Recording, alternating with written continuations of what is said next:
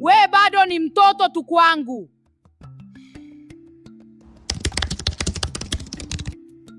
Mtoto anakuwa lakini bado hana uhuru. Akiwa shule ulimchagulia masomo yake, akiwa chuo ulimchagulia kozi ya kusoma kwamba chagua hii utapata mkopo na kazi kwa haraka. Anaanza kazi unauliza kila kitu, unalipwa shilingi ngapi, mbona mshahara wako si uoni?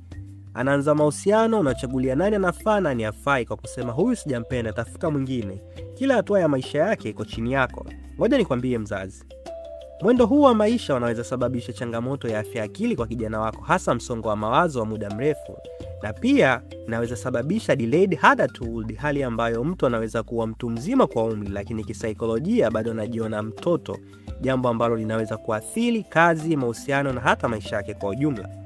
Kwa hiyo ni vizuri kujua maendeleo ya kijana wako, lakini ni vizuri zaidi ukimwacha akijitegemea. Nina imani utakuwa umenielewa. Kwa maarifa zaidi kuhusu saikolojia ya malezi, fuata kurasa zetu za mitandao ya kijamii kwa jina la Malezi Smart. Asante.